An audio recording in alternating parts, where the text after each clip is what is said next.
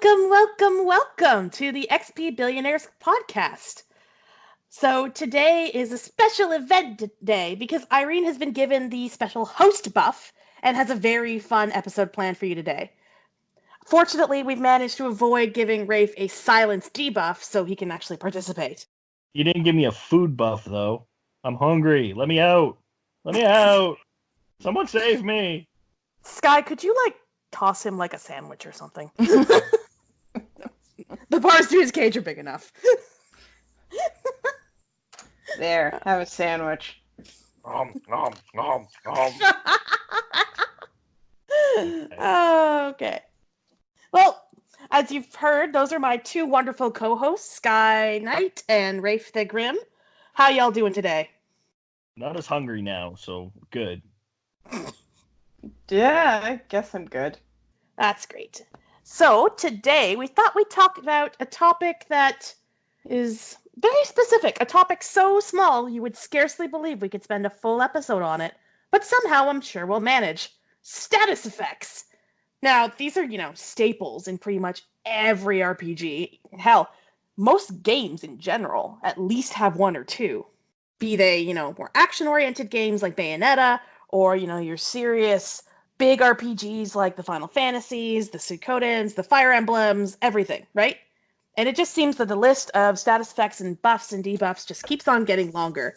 So we thought we'd talk about them, a little bit more generally and then get into some specifics. So, first question. What makes the best use of status effects, buffs or debuffs in your opinion? So, how impactful should they be on your experience? Should they be intense? Should they be long-lasting? Where is the sweet spot, essentially, for status effects to not be, something you can completely brush off, but not be such a hindrance that you find them to be, just ruining your experience? Sky, how about you go first? Okay. Well, I think to a certain extent it makes a difference what the status effect is. Some status effects should have to be cured. Poison, for instance. Makes sense. While others, like sleep, could end with the fight or end when you're hit with a physical attack. Status effects should be impactful enough to make a difference, but in most cases, they shouldn't completely overwhelm you. Balance. Balance is important. Makes sense. I mean, I find that some games, I can just completely ignore this, and therefore, why is it even here? It's not exactly, an important thing for you to address at all, Yeah, and then what's the point? I mean, really, ultimately, status effects are something I don't use very much because often there isn't a really good reason to use them. And that's actually was going to be my point. One thing I would really like to see status effects do more often is for them to actually be, they can hamper you all you want, but I find that in a pinch, there's no point in you having those abilities. Zero. Because the boss will be immune to every status effect. And that's just, I think, in a way, that's almost, it's bad game design. Because, now I'm not motivated to actually use any of these skills that cause them. So what's the point in even having them, And then maybe they don't last as long on the bosses, or they're less effective somehow. Or, maybe there's a specific status effect that can be used on them. But it just feels like, yeah, no, I'm immune to everything. It's okay, well then, why bother cultivate this ability at all? Because when it comes down to it, for the big fights, it's useless. Yeah, exactly. So that was my big thing, was I agree with you in that it's you should have a balance. They should actually affect your play. They should actually affect your game. But I find that often when it comes to the player inflicting them, there's almost no point because at the end of the day, they only work on random mooks. Yeah. Which often you don't even need them for in the end if you're good at RPGs, so. Exactly. Honestly, I shouldn't need to blind a random fight in order to not get killed, and then it's a waste of my time causing that status effect where I could be, hitting something instead. Whereas a boss being able to blind it, it's even if it's just for a couple of turns, like, say it has like a giant windup or something like that, and you can see it coming, being able to blind it and increase your chances of dodging the big hit is that's a huge deal. So you could actually use them to effectively strategize instead of just assuming that you have to hide behind a shield and take it. Yeah. Rafe? Well, I mean, similarly to your point, Sky, I think that the a status effect needs to last until cured, or unless there's a logical reason for it to end. Like you mentioned, sleep. You're exactly right. Theoretically, the party member can just use some smelling salts or smack you to wake you up afterwards. Like it's all good there.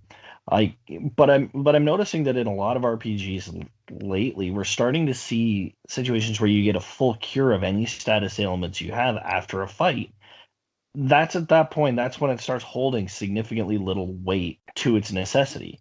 Now, that being said, now to your point, Irene, talking about how, they seem irrelevant in the terms of in the boss fight. What I've been noticing too, and playing in a couple of games recently, I know Trails of Cold Steel was good for this. I'm noticing this with Tokyo Xanadu that I'm playing right now.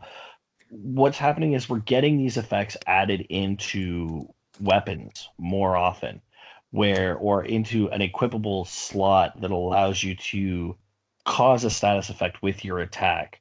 This is something that I kind of like a little bit more, in that you're getting a weapon which is already improving your stats, but then getting a secondary effect potentially to use. So you're still getting your new gear, but you're getting the option of an additional something available to you as well. This is making these status effects a little bit more viable for me, because even if you're not using them on a boss, or a boss fight is immune to that certain something, you're still getting the damage output that's coming from said weapon. And this is just an interesting way that they're trying to incorporate it, but without taking it out completely. Oh yeah, I don't disagree that like you have that option. I'm just saying that like I would have really liked it if, like, very specific example, going back to Persona 3, if I didn't have to see Mitsuru fucking every boss fight use fucking Marin Karen and know that it wasn't gonna work. Like, that's the thing.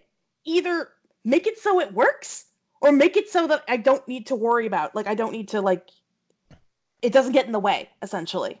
Yeah. And I that think was actually a huge sin of that game, honestly, was that your team would be like, clearly none of them have ever lived in a world where video games exist, and therefore know that this won't work. I think the failing on Persona 3, at least when it comes to Persona 3 Fez, was that they had a terrible AI built into the other characters, which was a real problem for that game. Which is why I'm so glad that the later installments could give you full control of your party at that point. And I know Persona 3 Portable did that as well, if I recall.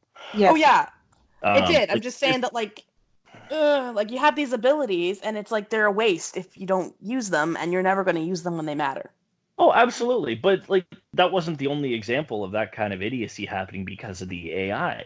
Like I remember in fighting the final boss, it cast like a physical reflection spell, and yet I would have Akihiko still run up to it, punch it, and then get killed in one shot because he's doing so much damage, and the reflection like amplifies that. This was the most suicidal final boss party I had ever encountered in any video game ever, and it was just such terrible AI development for that. So, you're right, but we also didn't get a lot of control on what skills we could and couldn't remove on the old party back then too. So that made it also a big issue. I think that they also improved upon that in future games as well, not because you had status effects, but the Kaja effects and the Kunda effects, the debuffs and buffs were actually fucking worth having.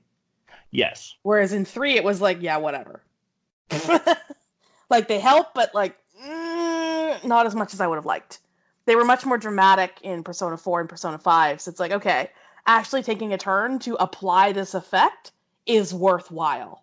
It actually impact the outcome of the fight. Whereas I find that that's the problem with a lot of status effects and how they're implemented, especially when it comes to the player being able to inflict them, is that it seems like they'd be so overpowered that it would make everything a cakewalk. So there's like a balance issue. In the hands of a strategic player, status effects can be deadly, and it just seems like no one really wants to take the time to balance that really effectively. Yeah. In order to be useful. One of the best games for that I've seen is Shin Megami Tensei Nocturne. Holy crap, are those buffs and debuffs ever worth it? Yeah. In that game, like it's the difference between life or death a lot of the time, and they work on bosses typically. That is the biggest thing. It's like, will this status effect work on a boss? No? Okay, well, it's going to go in the bin then. And that's the big thing here is that status effects and buffs and debuffs are two separate entities. We need to keep that in mind too when we're talking about all of this, because it's very rare when buffs and debuffs are limited or unusable on boss type characters. Yeah, I get what you mean. It's just, I would really like to be able to. I think it would add an interesting strategic element to a lot of games if you could actually employ stuff like blind on bosses. Because it's like, okay, the boss is blinded. It can swing like a. Well, that's the thing. Like, it can swing like a truck now, and you have a chance to actually like get out of it. Yeah. It's different strategies that you can No, employ. the thing is that you then get certain situations where things get super broken. I like there's the trick in Persona 5 that I did happen to exploit Ah, once. It's yes. funny. The death exploit. I Yeah. remember that one where like you go in during flu season and death is sick, so then you fucking one shot it. No, he just dies after so many turns, and you reap all of the rewards. It's how you get like all your final weapons and gear. It's so stupid and ridiculous, and I loved it. But it's just like this is what happens if they do that. If they want to make a super challenging system, like this was something that must have slipped through the cracks. I honestly believe that with Persona 5. And if it gets fixed in the Royal, I would not be surprised. If they leave it in, then I'm still going to exploit it. I'll be honest. But like, this is what happens Exploits. if you don't do that. Exploits are totally fine, kids. Remember that. It's not cheating if it's an exploit. Pretty much. Hmm. Yeah. Otherwise, Sky would have said they have never beaten any game because Sky has basically like, how can I exploit this system? Hush you. Every time. All right, so I'm going to move on to our next question in the interest of time. So we've got your basic status effects found in pretty much every RPG, like poison or blind or silence. So can you think of a particular status effect that was unique to a particular game that you found interesting and why? Oh, can I ever? I have a few. So. Sky, why don't you go first? Okay. So we were talking about Suikoden, so yay, let's talk more about Suikoden. Sky is so heartbroken. I know, right?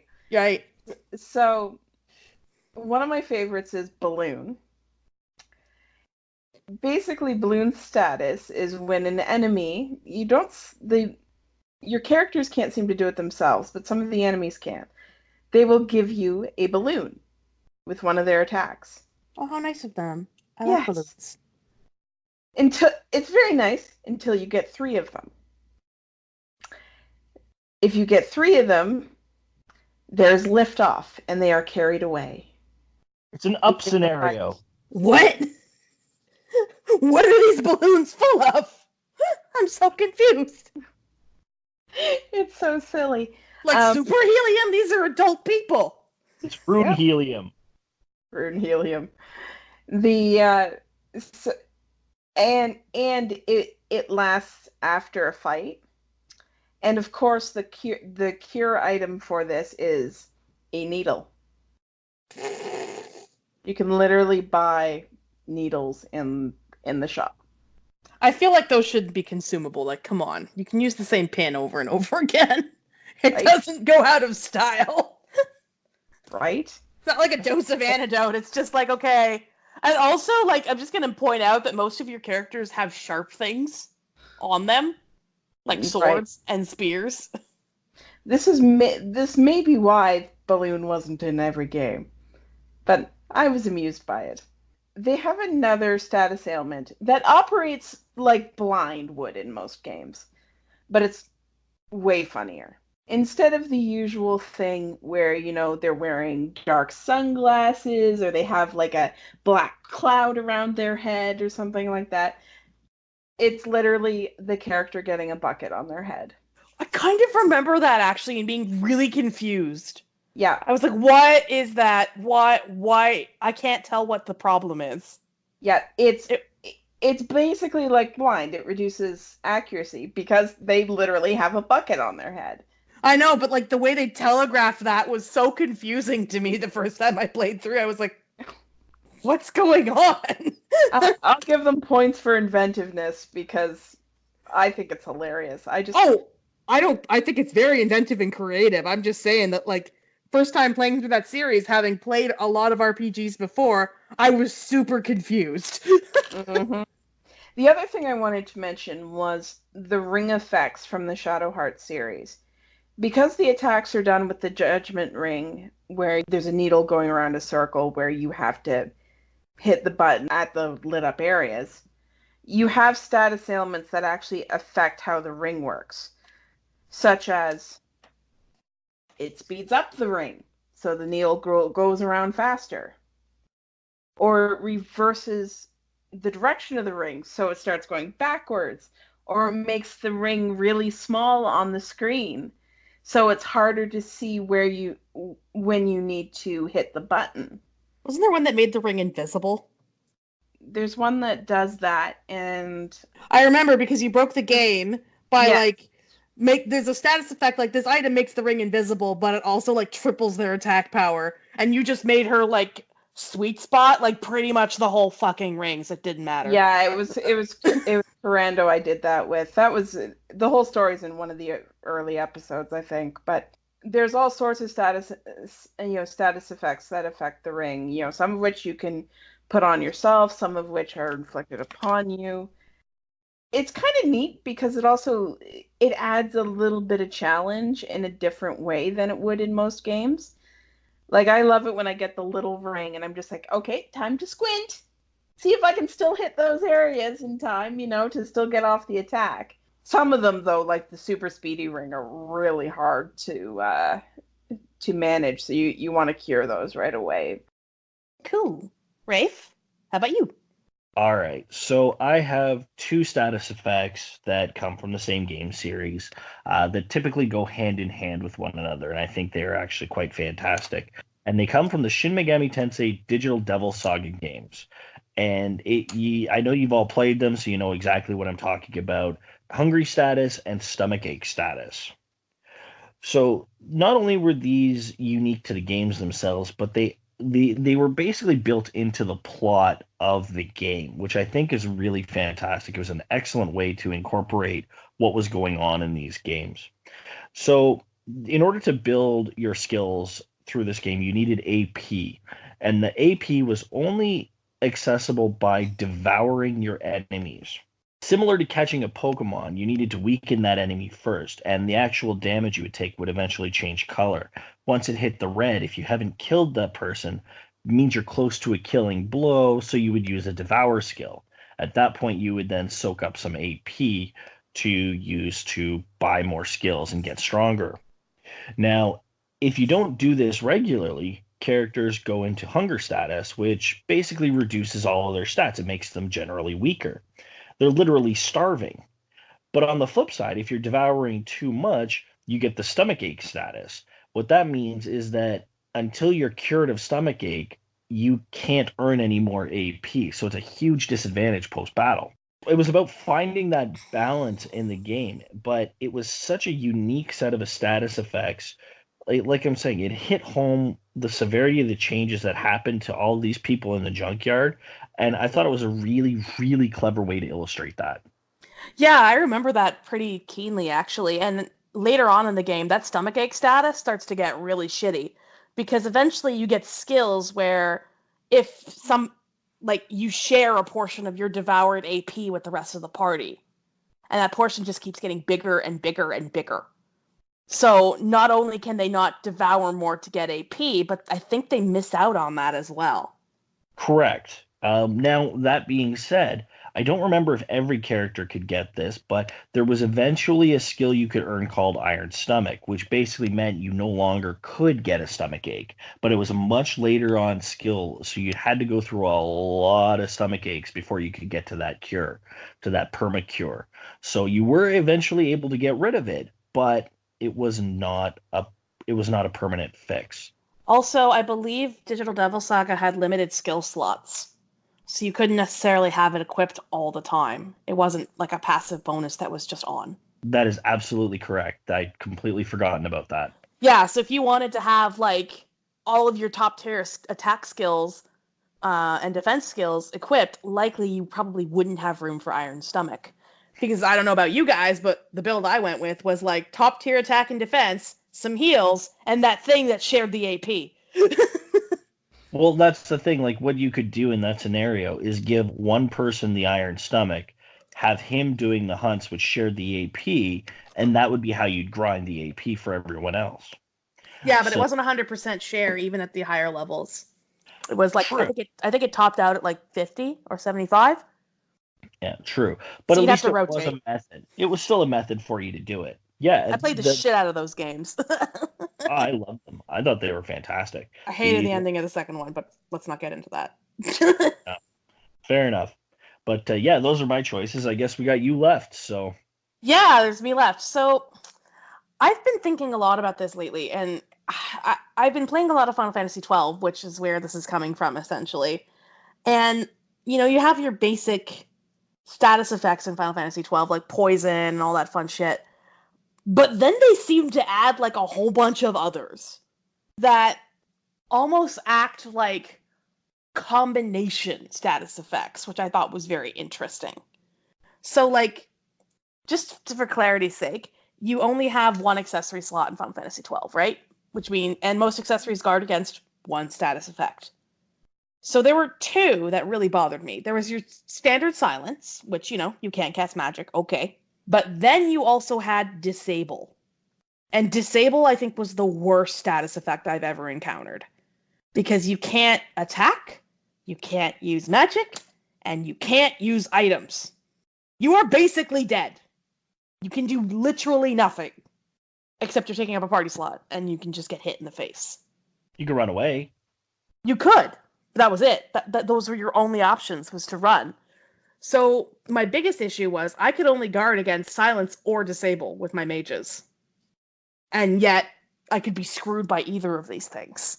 You see where I'm coming from at this point, yes?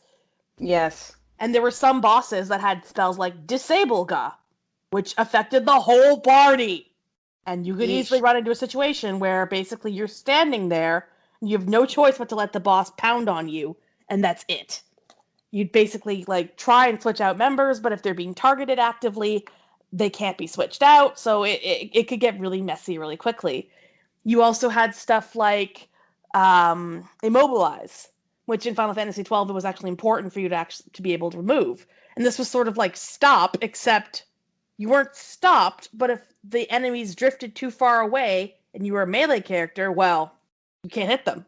Yeah, so there was a lot of interesting ways that they sort of like used the terrain, they used like weird effects that weren't necessarily standard out of the box effects. Like you already had poison, but you also had sap. So poison would event like take, like every few seconds, like take some health away, right? Mm. Sap was just a constant countdown. Oh, okay. So it was constantly draining Yes. your health. Well, yeah, and that It makes was sense. less. It was less. It was like one at a time, but it was constant. Yeah. Rather than like, every turn you get hit with poison. No, sap's just on.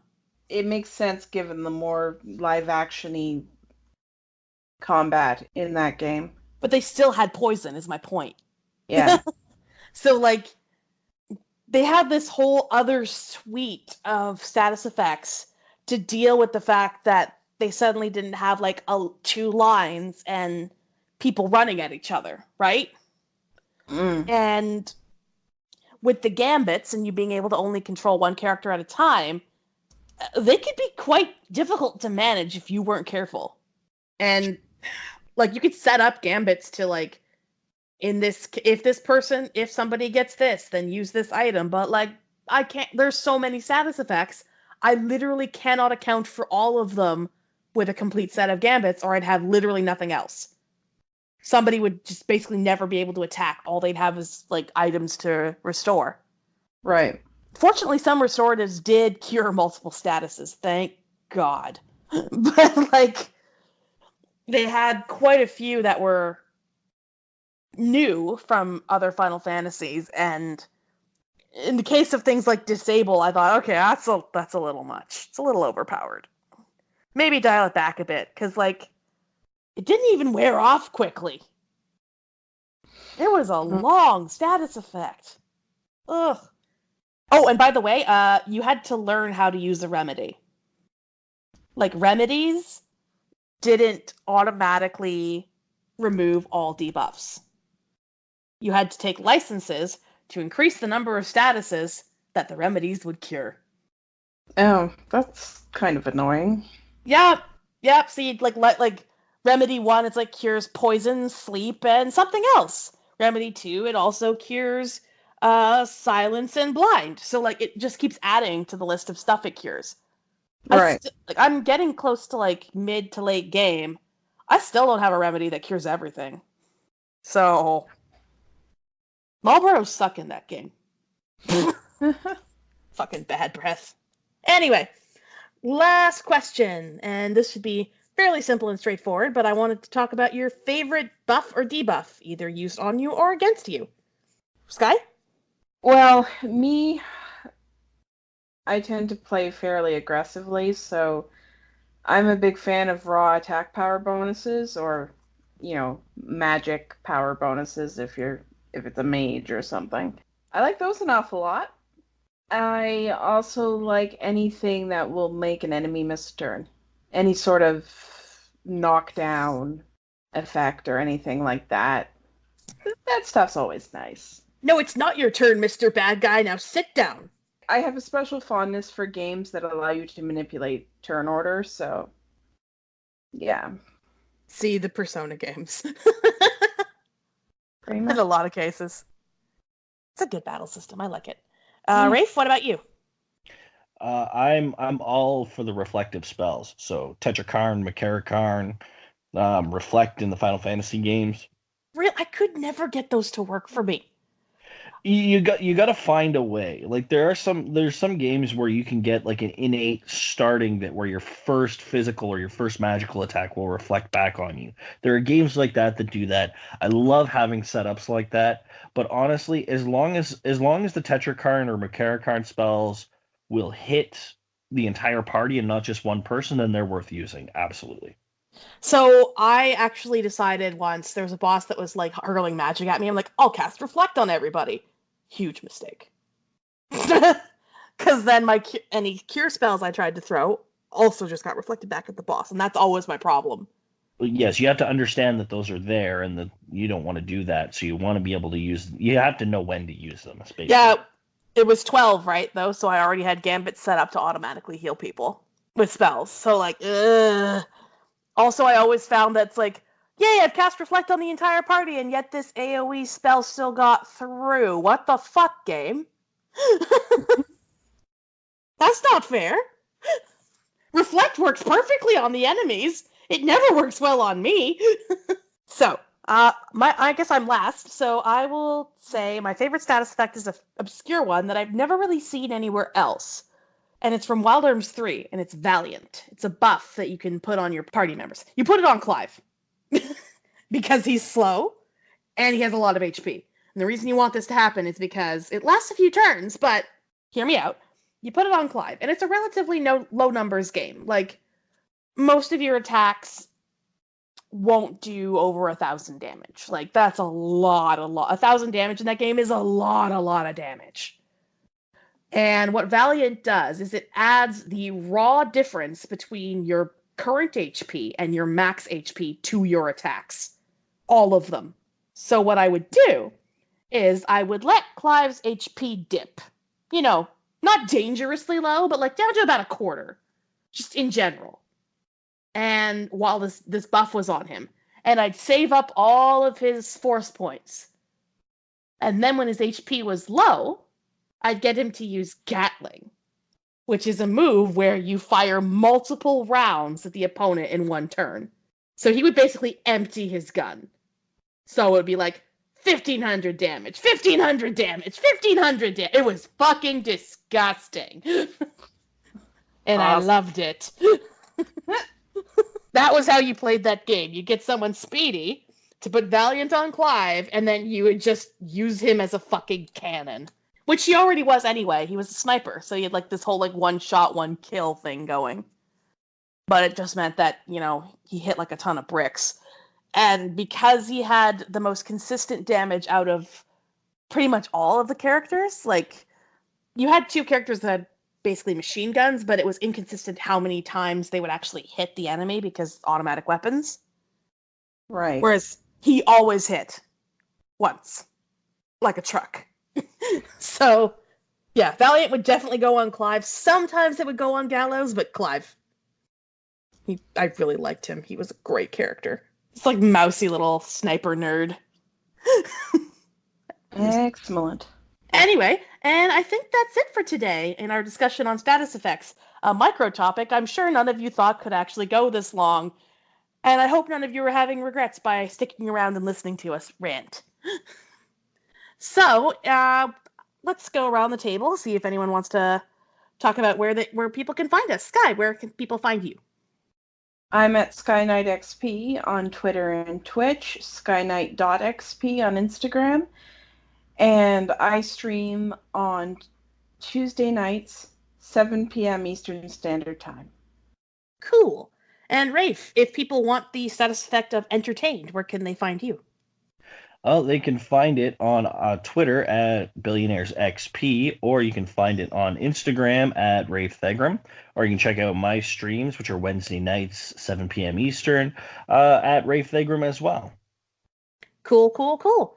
And folks, if you're interested in listening to me gab about nonsense, you can find me at irogue_XP on Twitter and Twitch. I usually stream on Thursdays, 7 p.m. Eastern time. So, and actually, folks, if you want to tune into a very special stream, on August 30th, I'm planning a very special stream that night. I don't know if I'm going to move my regular night or if I'm going to to do a second stream instead. But on August 30th, for those of you who tuned into my Until Dawn playthrough, Man of Medan is coming out. So next Friday, I'm going to be doing a special stream of Man of Medan for anybody who's interested. Please tune in. I fucking love these games. Maybe not Sky. It's a haunted ghost ship, so... I mean, Sky was like, oh, okay, I can deal with this sort of like, cabin in the woods sort of scenario. Suddenly Wendigos. Okay, I'm out. And I don't know what Man of Medan's going to look like, but the plan is to do a special stream on August 30th on release day for Man of Medan, so come in and check it out. It'll be great. Excellent. All right. So I guess I'll let Rayfe out of the cage now, and he can do the closing remarks. All right. Well, for all the stuff that you've forgotten, in a couple days we will have a transcript up for the episode. So make sure to let your friends who need it know, and it will be at our website, xpbillionaires.wordpress.com. And keep checking our coffee page for more updates on what we're doing, where we're going to be doing them. We'll post up an update regarding Irene's upcoming stream for Man of Medan, just so you guys can see that coming as well. But that's coffee.com/xpbillionaires. And don't be shy if you want to give us a donation. We love it. All right. Well, that's going to be it for us at this point. But always remember that in order to cure blind status, you need eye drops, typically. So make sure you always carry some around so that you can keep gaming. All right. We'll see you next week. Bye. Bye-bye.